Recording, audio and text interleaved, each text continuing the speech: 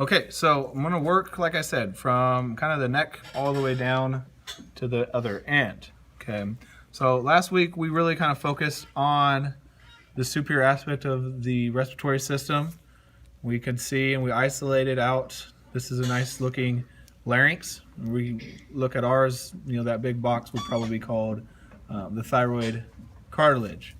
Okay, right on top of the trachea would be the thyroid gland, and that's where that name comes from. Now, you can see the trachea really nicely on this one. They did a really good job on theirs, and kind of sitting off to the side here, and a little bit kind of underneath is the very distinct esophagus, which is the food tube that delivers the food to the stomach. Okay.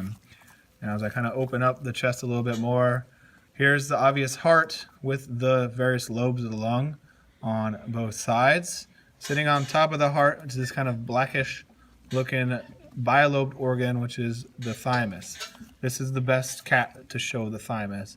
The other ones, for whatever reason, just didn't show up very well.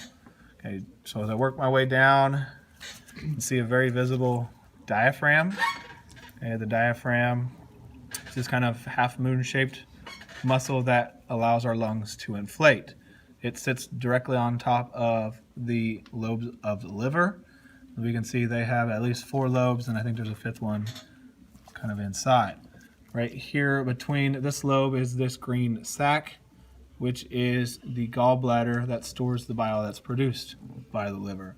If I kind of lift up on the left side here, we can see a really nice visible stomach. This one happens to be fairly full. And if I lift up on it, here is their spleen kind of attached to the back side of it. And if I search hard enough here, I'll find a pancreas, which is what this organ right there is. Pancreas is always going to look kind of like a sponge. Okay. Now the stomach tapers and becomes the small intestine. Small intestine is all basically this, held in place by that clear mesentery with the blood vessels and lymphatic vessels kind of throughout. Okay, and then it's kind of true or false, or not true or false, but just kind of guess and check here till you find the large intestine. Okay, the large intestine in this cat is not as discernibly different as far as size goes. If you kind of hold them up, it's definitely visible. Sometimes the large intestine in cats is way bigger than the small intestine in diameter. And the very first segment of the large intestine is this blind pouch, which is the cecum. In humans, extending off of it would be the appendix. Okay. As far as cats go, really just knowing the cecum and then the rest is basically colon. They don't have the ascending, transverse, descending sigmoid colon like we do. Okay. They just have basically the colon and the cecum as far as I'm concerned. Okay. Now it will run out behind the bladder, which is shown right here. Okay. Now if I kind of move some of this, we can see a nice blue tint here is a kidney. There's one on each side. Okay. The kidney over there is visible as well. Okay. And this one has a very nice visible ureter that leads from the kidney down to the bladder. Okay.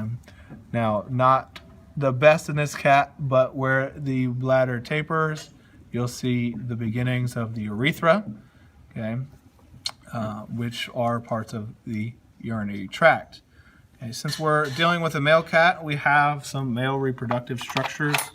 Okay, the scrotal sac is going to cover both testes. In this case, we've removed one of the basically halves of the scrotum to illustrate one of the testes. This happens to be his right testes, and right on top of it is the very visible cat penis.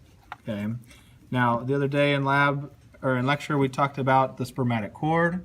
The spermatic cord is the structure that contains blood vessels and the vas deferens that connects the testes to the abdominal cavity.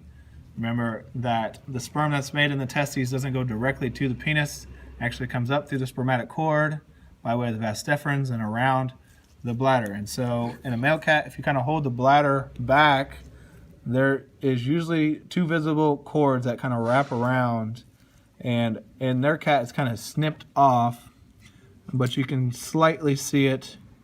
It's going to have a kind of nice U-turn to it, and then it'll kind of disappear in behind the bladder. And the other class has a male cat, and theirs is very visible. And so it will have this kind of U-turn shape to it on both sides, and for whatever reason, both of them kind of got clipped. Okay. I think that's the structures.